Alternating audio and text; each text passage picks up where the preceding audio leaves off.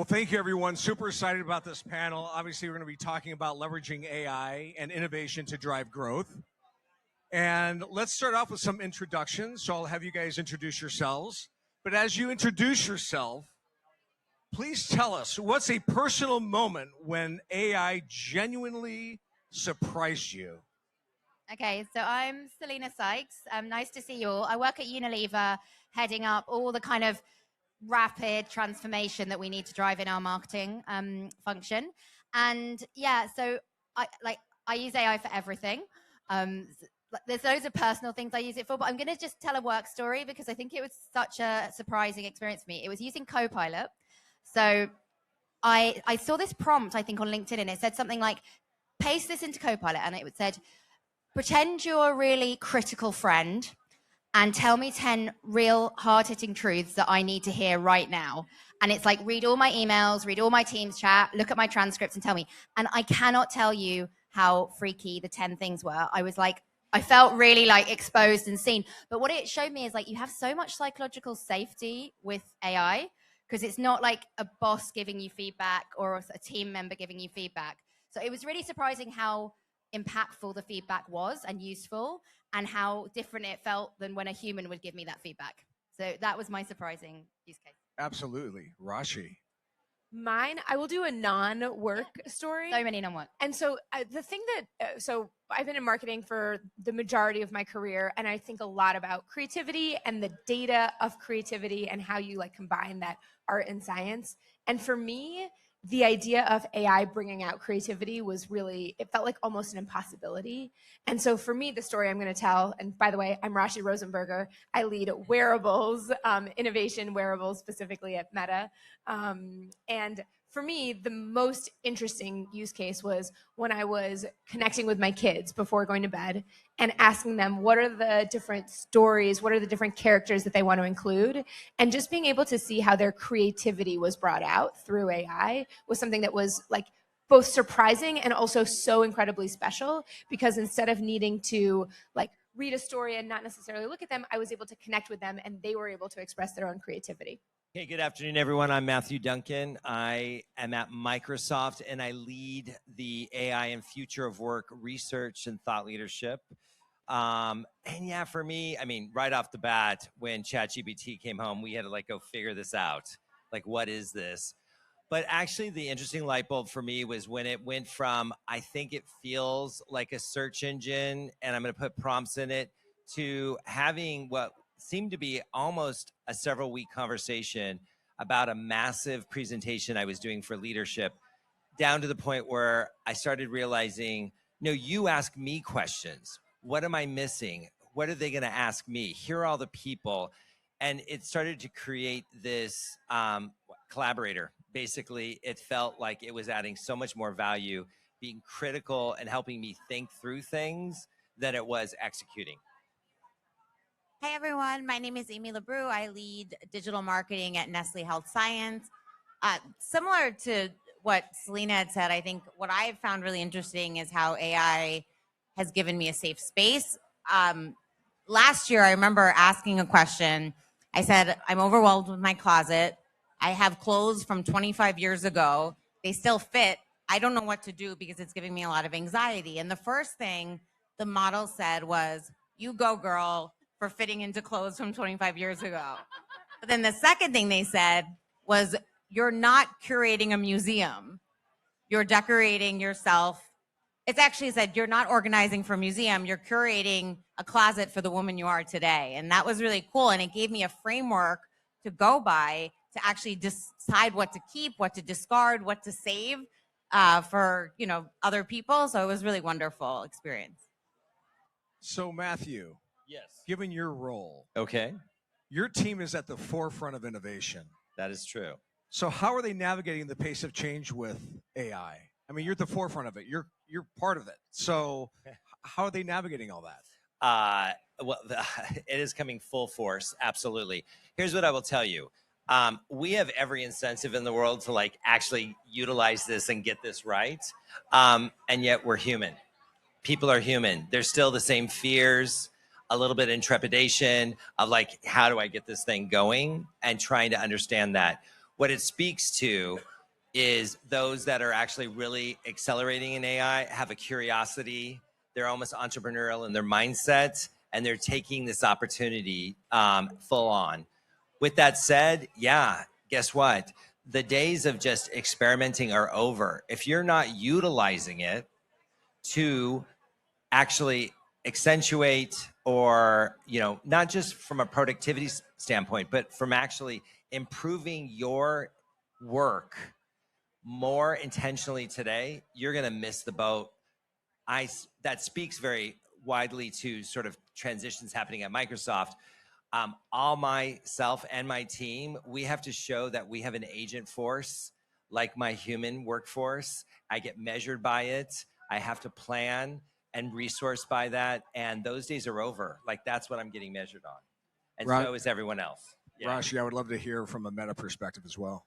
Yeah, when we think about it, very similar. Yeah. We are 100% all leaned in, and we really think a lot about how people are not only taking advantage of the tools, but then how is it really enhancing your day-to-day. So I'm on the consumer side. We use AI both on our day-to-day workflow, but then we also really think about how are we helping enable and give more access to AI through hardware and wearable devices like the glasses that I'm wearing right now, which have a very tiny display right here. So I can actually take pictures of you guys. I can, you'll see it, but I can send messages on the go. But how am I allowing that technology to be accessible wherever I may be? Hi, Selina. Hello. Unilever is using AI to drive desire at scale, which was that incredible program that you guys have done with Dove, Vaseline, so on and so forth, to meet emotional desire that generated massive amounts of real-time content. How are AI tools changing how your brands connect with the consumer? Yeah, so you talked about, it needs to be a utility now, not just an experiment. And I think as marketeers, the number one thing we saw with AI is content generation. That was like one of the first use cases we started to get into. And I think now, 2 years later, we've built this kind of end-to-end content supply chain, which we didn't do it just because the tech was there. We did it because all of us know that marketing has changed and you can't just broadcast one message anymore. You need to have this many-to-many model, and that's what we call desire at scale, like mattering to people, meeting them when they are. And to do that, you need way more content because you need to be relevant to people on so many different levels, so many communities. So what the AI has enabled for us, I'll give you a couple of, it's a whole end-to-end cycle, but a couple of like really key things where it's unlocked. One, the insights. Just think about how many social signals there are, how real time they are. I just don't think you could have enough humans to do that. I don't think it's possible. So now the AI's allowed us to really harness all of that social insight, put it straight in real time into our content. So it creates briefs for us. It provokes, should we be, talking about this trend? Should this brand not be talking about this trend? And then you get into the content production. It can copyright. We use digital twins. So can you imagine, we have brands in 150 countries. Can you imagine how much money we were spending on like pack shots just to have all the different pack shots? And now with digital twins, we can and we can make it for all the 150 countries, but the quality is insane. It's better than some of the photographic work that we were doing before. So it's obviously given us huge efficiency, cost and time. But what I find even more exciting is it's raised the game in terms of the effectiveness of the content. So we're seeing like 3x click-throughs, we're seeing longer view-through rates, we're seeing real hard data that's showing us that this is enhancing the engagement and the connection with the consumers. How do you gut check that? I mean, there's so many pieces of content. If AI is creating it, how are you making sure that it's just spot on? Yeah, so human in the loop, like you need to work out where, someone said, I heard in a talk this morning, like the positive friction points where the human comes in, adds their creativity, adds their judgment, because, AI cannot exist, like it supercharges the human. But practically, we've built we call it a brand DNAi. So it takes all of our brand assets, guidelines, performance data, and then it actually can like self-check if the content is within the guardrails of the brand. And then we have plenty of human touch points because, as you were saying, like the creativity that comes from the human in doing this is so important. So we have plenty of touch points to do that. That's fascinating. Amy, with Nestlé Health Sciences, Gen Z doctors are now entering the workforce. It's the first generation to do so in the AI era. What are the long-term implications of this generational shift? I think what's really interesting is this is the first generation of medical doctors that are mobile first, video native. And what's happening now is if you look back at how we optimize against whether it's healthcare professionals or consumers, we started with 10 blue links, then we evolved to image search and video search, and then retailer search and social search and voice search.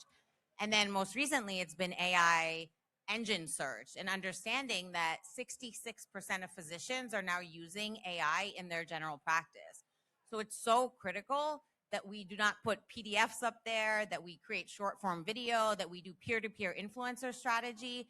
And I think that's like the big shift, that these HCPs represent different demographics, psychographics. They are human beings and they need to consume information in a way that reflects how we answer their questions. So I think the shift has been also for us to optimize these engines, not just with structured data, of course, citations, of course, but then also answering the questions that they ask in a very clear, credible, trustworthy way. And on that note, Matthew, because I know that you have a partnership with Nestlé Health Sciences and Nestlé across the board. Right. How are you driving innovation across a $100 billion organization across 5,000 brands? Sure. Well, I think you have a two-part strategy. One is to enable humans, the workers themselves, to actually experiment, use it, and consume and understand it so they can apply it to the work to be done. And then you have to have a leadership that is very acutely aware of its potential and start to hone in on the key processes. Look, it's not about just deploying AI, it's about progressing your business forward. So focus on those things that are going to drive the business. But I'll tell you, the moment we're at right now is we're moving from AI as an assistant to AI as a doer. This agent technology, if you have not played with Coworker and started building a website Saturday afternoon for 10 minutes for your kid or your pet or whatever you want to do, it's phenomenal. And we are able to now point these agents to get the work done sequentially through workflows, through interruptive processes with human oversight. This is breakthrough, right? Breakthrough in what you're going to do on a daily basis, breakthrough on like end-to-end business processes. Raashi, your work sits at the intersection of AI and wearables. Great space to be in.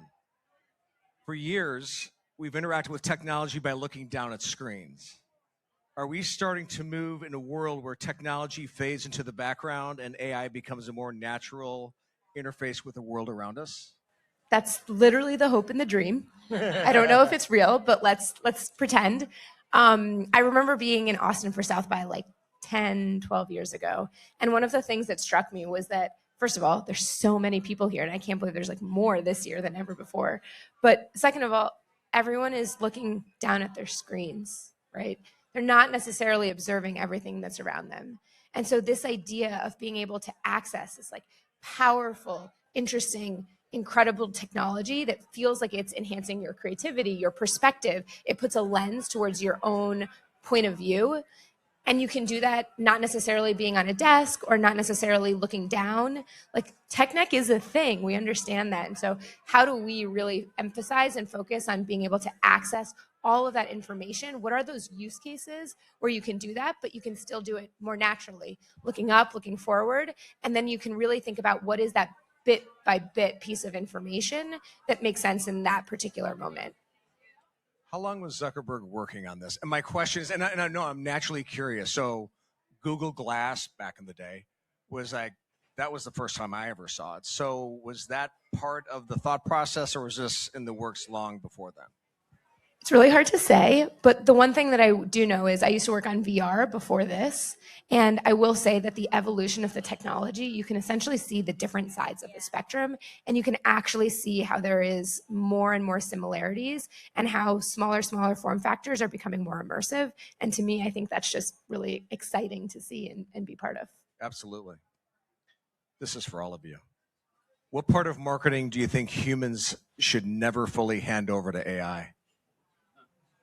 I used to answer that question by saying like, oh, it's the creativity, it's like the human ingenuity, innovation, because AI looks backwards. Right. But what I'm starting to feel is it shouldn't be a like us and them conversation. It's kind of what you were saying about your agent force and your workforce. It needs to be you and your AI.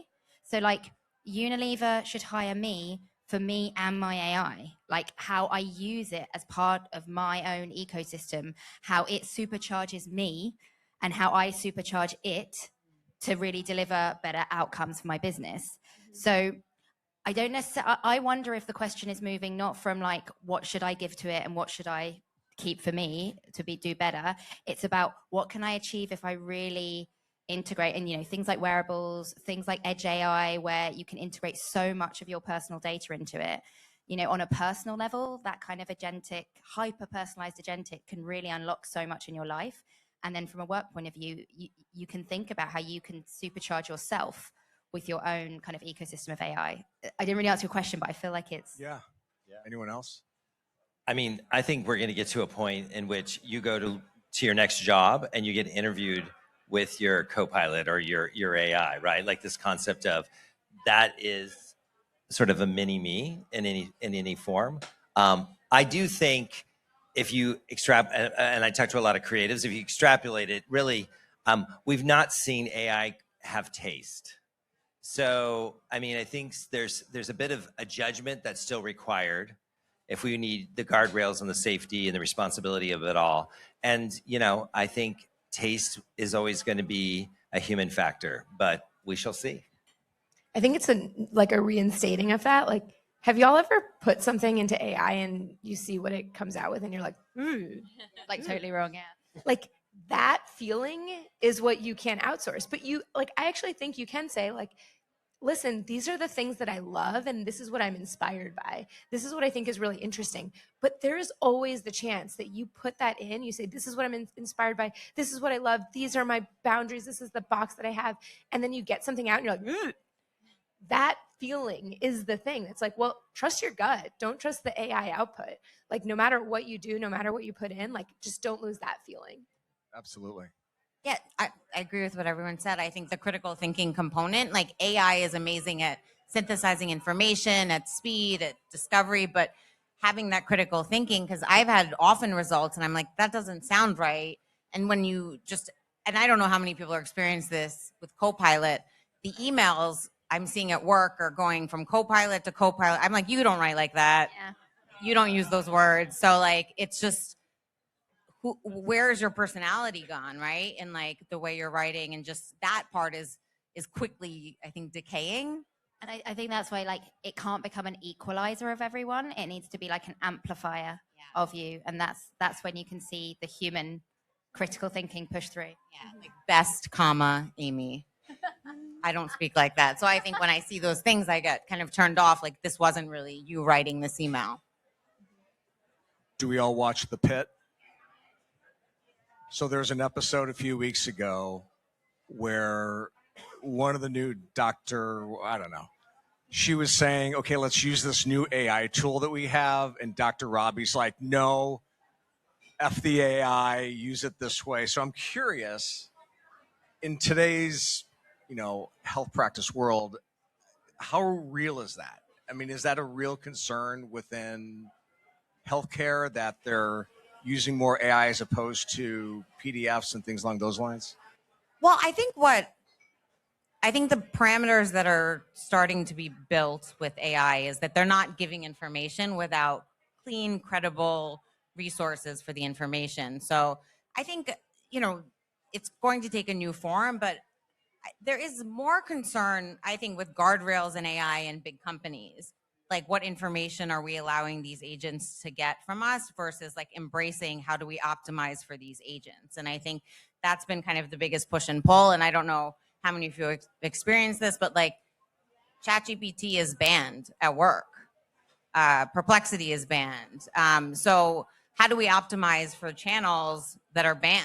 It's akin to like 2010 when social media was banned because it was distracting. So, fighting that fight too to make sure we are optimizing for channels that we're allowed to access at work is also like a big deal. Yeah, I'm here to say it's not about the technology, to be totally frank. That will progress and continue to progress at immense speed. It's between our two ears. It's a mindset that is limiting humans today. It is a mindset that's limiting the CEO who hasn't even played with this technology. I mean, this is our challenge. So I think it will be marked as the greatest time of agency that we ever had. I mean, you, Ms. Worker, is telling me you don't like the way the process works at work. Change it. Like, you don't like this part of what you're trying to get done in your day-to-day, change it. Like, you have agency. And I don't know, I haven't seen that light bulb completely turn on, but I think it's coming. Selina, Unilever is focused on capabilities velocity, using AI to supercharge teams rather than replace them. How is the culture of supercharging humans actually changing the way your people work day to day? I think it really builds on what you two just said. I think when we think about what is it going to take to win and create competitive advantage, this idea of velocity, I'm a bit of a scientist, so like velocity is speed times direction. So it's not just about running really fast, it's about focusing on what's the value creation you want, like what are you applying all of this to? So if you have direction, if you have speed to achieve it, it comes from mindset. It's completely the culture that you need. And I believe at Unilever, what we're trying to do is focus on building that culture, because we think that will be the differentiator, that will create the competitive advantage when all these tools become available to everyone. And like I say, it can become an equalizer or it can become an amplifier. So it's mindset, human potential, and culture. Anyone else? Love that. Yeah. Speed plus direction is velocity. Speed times direction. I love that. I'm going to steal that. Matthew, I've noticed when I use ChatGPT, even though I use Copilot more, I'm seeing ads creep in. So what do you think the long-term effects is going to be related to search with advertising? Yeah, I mean, I think that's an interesting question. I think there's going to be a bit of a faction and sort of a debate if like ads should creep in there. I think that the world it's going to be an interface that you just connect with. I mean, frankly, through your glasses or what have you. And this ad concept is, I think, representative of an old model when we think about search. I think we're just going to go and do work and talk about it, and it's going to interpret what I need to get done. It's going to be part of my wearable life. And I think those people are going to try to make money. I get it. But I think they're going to be confronted with a whole new way to work. I don't know. I'd be interested to see what you guys think too. I think my concern with the ads creeping in, as they have in every evolving channel, is that they then influence organic results. Like, there was a very pure form of SEO that we worked on 20 years ago, and then the ads crept in, and then it was 1 + 1 = 3, that you had to be present in both. And the same thing I feel like is happening with like these AI engines. And it just worries me that it's going to be the same thing again, and it'll be about outbidding the other person versus the purity of the content, the credibility, and the trust of the brand that's answering the questions. Absolutely. Have there been moments where AI challenged your assumptions about your audience or strategy? Yeah, I can take that one.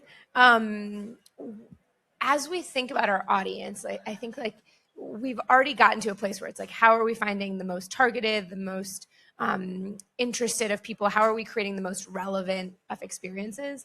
The simple fact of being able to create such creative variety so that we can actually directly talk to individual people, like, to me, that is what feels really quite significant in terms of the progress that we've made from an AI perspective from 6 months ago. I mean, you mentioned it, Matthew, the rate of change is so extraordinary, and the way that that influences the way that we create messages for our audiences, to me, is really mind-blowing. Matthew, I'm interested, given what your role is within Microsoft, what do you guys thinking about? I mean, what's the next wave of innovation? I mean, it just keeps coming. So how do you guys think about, what's next? Yeah, I mean, I think the evolution right now at this moment with Claude Code and what we've seen in these LLMs that are changing, which we interpret at Microsoft and just the way you work, is that I'll give you an example. We're working on a big research project, and there's like 4 to 5 different roles and 10 people part of this. The fact of the matter is I can say, great, I could build an agent for all those people and get all the work done. So deep expertise, we call it the T model, deep expertise, and you're going to have the ability to execute from end to end, a greater swath for every individual. You magnify that, that's huge power. How we guide that and direct that is going to be the challenge. But I think that's what's changing right now is the ability for every individual to take that sort of, I call it skills responsibility. I actually think that we're going to move from an org chart to a work chart, that it's going to be work to get done, which will be a combination of skills, both human and agents have, to get that work done. So I think that's what's moving. What is really going to be then the next phase is agents directing agents to do agent stuff. And I had this gentleman mention the other day, he's like, so if you're asking me to redesign, rethink the way we do work, don't I need to think less like a human and more like an agent? Yeah, we'll see. It's interesting because, like, in my own personal work life, there are certain things that I would never turn over to AI. I mean, does it help, like, with my emails from time to time?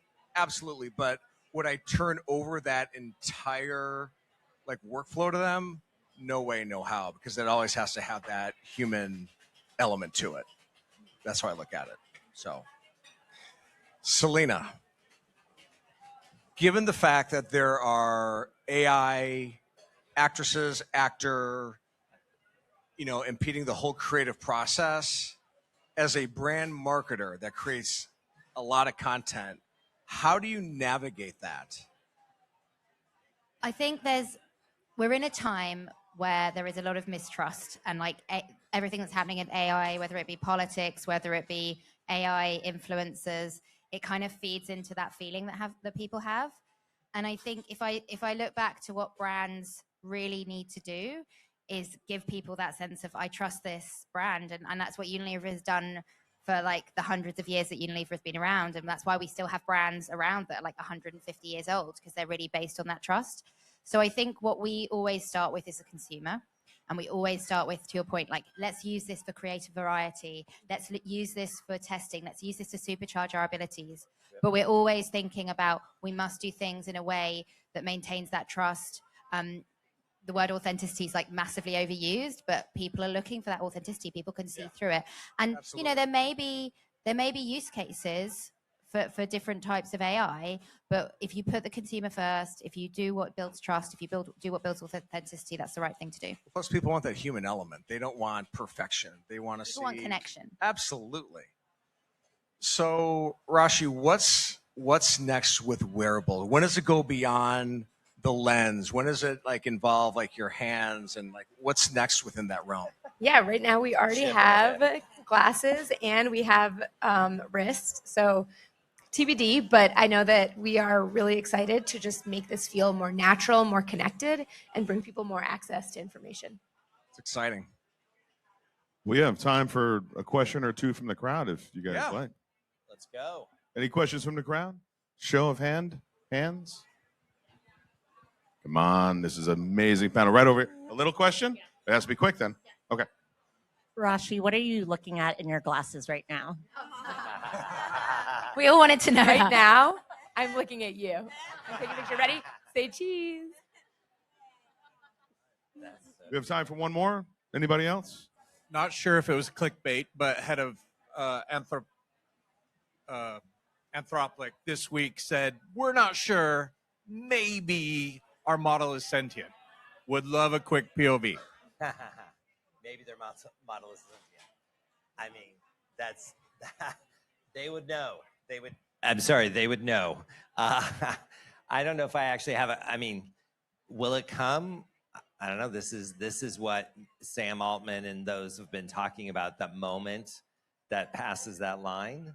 I definitely cannot tell the future on that. We have one more question over here.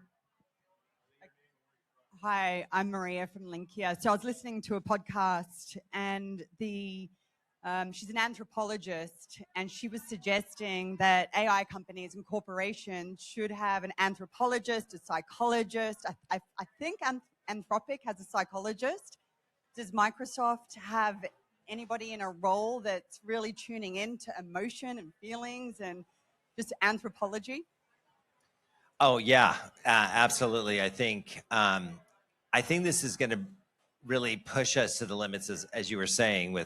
I've heard this about anthropology, psychology, the ethics side of this is. I mean, if you think about the new roles, I was actually just telling my youngest son, I'm like, don't go into finance, go into ethics and philosophy. Like, I do think it's going to challenge us in greater considerations for all these other human factors that we've not really had to think about from a business standpoint.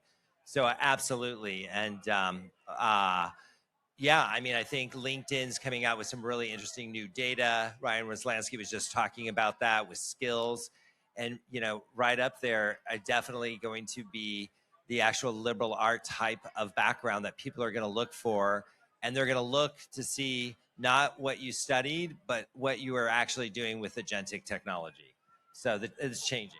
I know. I heard this lovely thing that plays to what you're saying. It was like, if you think of the big revolutions in history, the Industrial Revolution really meant that humans stopped using brawn and using brain. So still, when we were in that period, we still used our brawn. We invented things like gyms to keep using our brawn, but our brain became like the human drive. And now with this, we're not going to use our brain, we're going to use our heart. Yes. And so we'll still use our brawn, we'll still have to use our brain, but our heart will become the most important thing from the human. So I think that's a key thing. Okay, probably takes longer than 40 seconds. I'm already taking up my time. I'm Eris with Stanford Medicine. I had a question about, like, how do you train your workforce to embrace this technology? I can tell you, I have teams of writers who are very resistant to having this all of a sudden take over their craft. So how do you change that culture, and do you have programs that you would point to? Do you want to talk about it? Yeah. No, for me, it's a little bit difficult working in digital marketing because AI has been around for 15 years, whether it was like machine learning. And so just, yeah. I mean, I'll give one real quick hint. What we've learned is don't just put some training course or give it to them and say, go do it. We've actually seen, like, setting time aside, actually going through collectively. I even call them book clubs, like people with like roles coming together, figuring out how could we do work better? Yeah. How are we using the AI to actually help us get there? And then coalescing around, like, oh, we should work this way. That, I think that starts to seep into, I'm actually doing. It's a doing value proposition. It is not a training value proposition. And a little peer pressure. And some peer pressure. The carrot and the stick. In fact, we were just studying that. When we do our research, what we're finding is that we're seeing great adoption hitting what is a classic line at 80%, meaning there's still this 20%. And then the question becomes, if you're using the carrot along the way, at some point, you have to know those laggards. They're the same laggard we've always seen with technology. You have to say, look, you're out. I don't care how good you are if you can't figure out how to work within the system. So it'll get... I think just also creating practical use cases and setting them up for success. Like, the AI will enhance what you do, not replace it. And I think this is the problem to be solved. Now practice solving it through AI and letting them find their own path with also how they use the agent to enhance their work. I'm glad I allowed that question. That was a good one. Thank you, guys. Okay. Well, thank you, everyone. Thank you for the great perspective. I've never been around so many smart people in my life. And thank you.